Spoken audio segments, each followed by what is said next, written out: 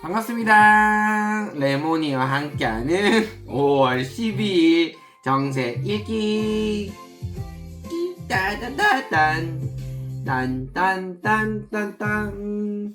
반갑습니다. 오늘 하루는 잘 보내셨습니까? 우리 레모니가 이제 점점 커가지고 이제 걸으려고 잡으려고 아이고야 난리도 아닌 것 같습니다.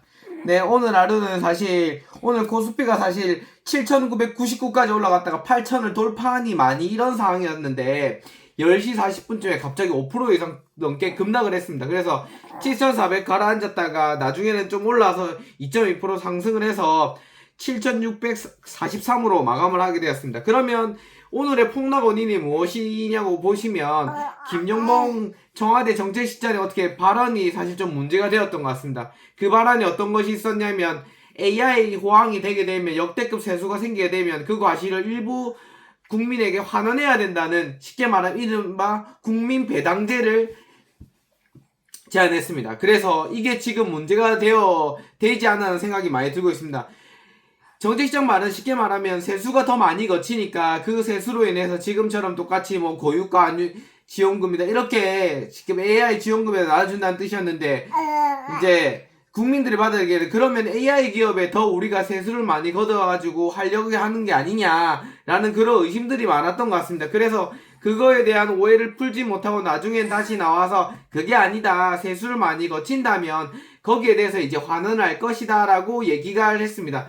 다행히 그것 때문에 조금 약간 진정은 되었지만 이런 사실 어떻게 보면 좀 오늘 같은 경우는 좀 안타까운 것 같습니다. 어떻게 보면 정책의 혼선이었고 거기에 혼선에 따라서 지금 코스피가 등락이 많이 좌우되었던 것 같아서 좀 안타까운 것 같고, 그리고 또 삼성전자 로사가 지금 최후 협상을 하는데 여전히 간극이 많다고 합니다. 사실 우리나라 같은 경우는 지금 삼성 노조에서 가장 큰 포인트는 뭐다? 현금을 달라. 우리는 현금이 필요하다. 하지만 삼성 노조에서는 외국과 똑같은 너희가 인센티브제 주식을 주겠다. 왜냐면 이 인센티브제 주식 같은 경우는 너희 같은 경우는 몇 년 이상 못 팔고 그러면 주주가치도 고취가 되고 그리고 너희도 좋지 않냐라고 하는데, 삼성전자는 이게 언제 떨어질 줄 모르는데 그냥 나는 돈을 달라라고 지금 하고 있는 시점이어서 서로 간극이 어떻게 매식키워질지를 한번 지켜봐야 될 것 같습니다. 사실 삼성전자 같은 경우는 그 과실이 과연 그 온전히 노조의 전부일 것인가에 대한 생각을 해봐야 되지 않을까 생각이 많이 들고 있습니다. 왜냐하면 그렇게 하기 위해서 우리나라 국민들이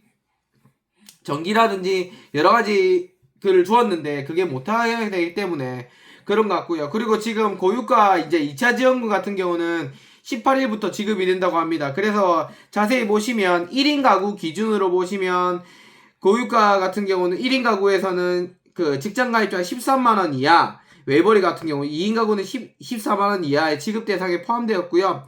그리고 지금 사실 70%가 받는다고 하는데 과연 얼마 많은 국민들이 받을지는 사실 좀 한번 지켜봐야 되지 않을까 싶은 생각이 많이 들고 있습니다. 그리고 오늘 같은 경우는 지금 뭐 박형균 시장이랑 현 시장이랑 그 다음에 전재수 전 지금 부산시장이 오늘 같은 경우는 토론회를 펼치게 되는데, 사실 토론회를 보면서 사실 좀 실망이 있었습니다. 어떻게 보면 지금 박형준 시장 같은 경우는 원래 좀 지지율이 떨어지게 되면 네거티브 전선을 좀 지룩하는 측면이 사실 그게 박형준 시장이 뭐라 할 게 아니라 어느 전선이나 다 똑같았습니다. 어떨 때는 자기가 좀 불리하다 싶으면 네거티브를 펼쳐서 이기는 게 우리나라 약간 선거 전법이었고, 전재수 장관 같은 경우는 지금 사실 좀 간극의 여유가 있으니까 나는 정책으로 하겠다, 정책으로 공정하게 한번 펼쳐보자라고 얘기해 나와 있는데 그게 이론상으로 맞는 얘기인데 지금 박형준 시장 같은 경우는 지금 지지율이 많이 후달리고 있는 시점이어서 과연 그게 옳은지는 사실 한번 지켜봐야 될 것 같습니다.